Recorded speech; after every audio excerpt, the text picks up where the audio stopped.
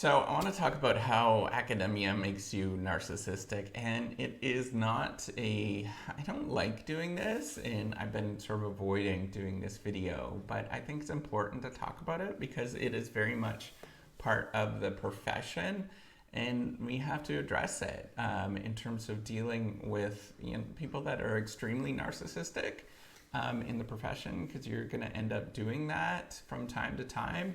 And it's just like any other profession that is high stakes, where there's winner takes all environments, where there's a certain number of resources. People are going to act narcissistically to actually get to the top. And their personality traits, especially under, the demands of the profession, where people have to meet a performance expectation to get tenure, to become a full professor or whatever. It makes you really anxious and uncertain inside, and that brings out your personalities. One of the, some of your personality traits. And this is one thing that I think is important for us to address is narcissism within the profession. So if you don't know me, I am Professor Demasak. I'm Associate Professor of Innovation Strategy and Entrepreneurship, and I created this whole reciprocity project to give back as much as I possibly can. There's so many people that help me out that I want to pay the favor for to help you out. So I'm not a psychologist or anything like that, but I've read I've read some about narcissism. And I've sort of had to think about narcissism as well. As somebody, I'm very I'm an empath. If you haven't figured that out, I'm very I feel other people, and so I have a hard time with this personality trait. And there is research on CEOs and in those particular domains showing that some CEOs tend to be very narcissistic, and it has not great performance implications or implications for the organization, and I want to talk about that in terms of what it is, and then how do you actually deal with it. So narcissism is really this this is, I just pulled this off the internet just to it's extreme self-involvement to the degree that it makes a person ignore the needs of others around them. And really what it is that, from what I've learned, it is something that, it could be very much like a thing that you were born with. In fact, personality traits are that way. But it also is something that you develop, especially early on in your life, where people were rewarding performance and not rewarding other things. Especially sort of focusing on you and rewarding performance with you. And then if you go and do something that was kind or generous, people just kind of ignored it, and they were kind of unsympathetic to, your feelings, for example, and the only thing that they were paying attention to is performance and, how well you performed on sports teams or in the classroom, and ignored all the other things of that this person is trying to do nice things as a kind and, gentle person. Instead of focusing and emphasizing those things, they sort of focus on performance. What I've learned is that narcissism is really hard to change in people, because they kind of never see that they're wrong, and every time that they sort of address that some things that might hurt them, they sort of lash out, and they do what is called narcissistic rage on everybody else, because they're hurt and they're taking it out on you. And the more extreme the sort of tendency to be narcissistic, the more that they are going to not believe that it's them, and it's going to believe everybody else is in the wrong, and they're going to sort of hurt other people rather than hurt themselves. It's kind of like a defense mechanism, and it's a really sort of tricky thing to deal with. From what I understand with sort of mental health professionals, they really have a hard time sort of dealing with this personality trait, and it's hard to change because of this. In fact, people that are going to be narcissistic are probably never going to seek out therapy because they think everybody else is the problem. It's not them that's the problem. That's the one downfall with therapy in general, is that it is very much like you have to be wanting to do it, and you have to want to make those changes yourself. But if you believe that everybody else is the problem, then good luck, right? Nobody else is going to sort of address this thing. And in these sort of winner-take-all environments where you're rewarded for performance, external performance. I mean, what does that sound like, right? Like academia, where you have to reward people on performance, and that's the only thing that we're measuring is the number of citations, the number of papers that you're counting. Everybody's going to be like, look at me, I'm the best. I am the best person in the world, and everybody else should sort of pay attention to me. And that thing, that sort of that perspective is very much rooted in academia. It's all about sort of looking at me and rewarding me, partly because it is winner take all, and that if there's resources available, in the short term, it's winner take all. And so if there's resources available, people sort of push their way through the top. And so that's why there's like politicking and all those kind of things. And it brings out the sort of not nice personality trait in people, because people that are more empathetic tend to lose in the short term, and they might win in the long term. I don't know. I mean, that's what Adam Grant, he's got this wonderful book about that. And the sort of short-term losses of being empathetic are sort of compensated by long-term gains by being empathetic. I don't know if I believe that so much. I really, truly don't at this point.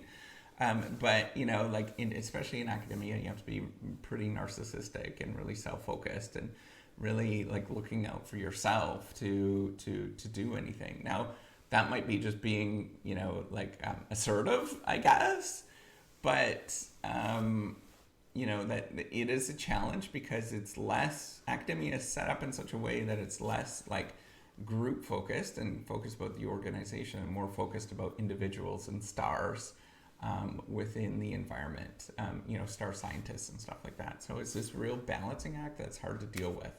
So my solution to deal with narcissism is really just, focusing on trying to be a good person and disregard what other people are saying about you and disregard about their other actions and just try to be a good person. I know it's kind of like, oh man, another one of these like fluffy things, but man, that's really it. That's what it comes down to. And then you're gonna, as you sort of move through the profession, and there's gonna be an increasing desire to act narcissistically, and you have to kind of push back on that and sort of weigh the pros and cons of pushing. It's some of it is about like advocating for yourself. But also, some of it is sort of making you go in that direction. So you have to really question, is this the person that you want to be, right now? And then know that any environment where you're being measured by quantitative metrics, you're never really going to measure up to other people. So if you're not narcissistic and not really sort of playing the game and gaming things and doing all those kind of things, and you're like really all into the academic publishing game, quote unquote game, and you're looking at metrics and all those kind of things, you're really going to lose out. You, as a sort of more narcissistic, those more narcissistic people are going to sort of game because they're really good at gaming the system and sort of playing things rather than other people that aren't, because they don't care about those things, right? It's not necessarily as important to them. And so that's where, the fourth thing I want to point out is that you're probably never going to measure up to anybody that's sort of narcissistic because you're counting different metrics. You're looking at the world totally different, right? And you're measuring things in different ways. You just don't see the world in the same sort of way. And so you're never going to be at the same standing to them. And you just have to be okay with yourself, with being like that. So, my goal in how I deal with some of these things, and it's a challenge for everybody, this, I'm speaking in general terms here, is just, how do you want to feel when you're going to die, right? And looking back and saying, did I live a good life? Is my future self, am I going to say that, man, you're actually a good person? And that sort of conscious part of it, that's where, a sociopath doesn't have a conscious, so they're not going to feel this as well. It's kind of very similar to narcissism. So if you don't, you have to be looking back and sort of thinking of like, okay, how did I live a good life? And you know, more narcissistic people are going to measure life in terms of, and I do this in terms of performance metrics. I'm not saying that I'm any perfect in any sort of way. I'm going to measure myself in performance metrics in terms of, I publish these publications and all those kind of things. But you have to sort of push back on that and say, hey, did you live a good life and make other people feel good? Is your relationship stronger?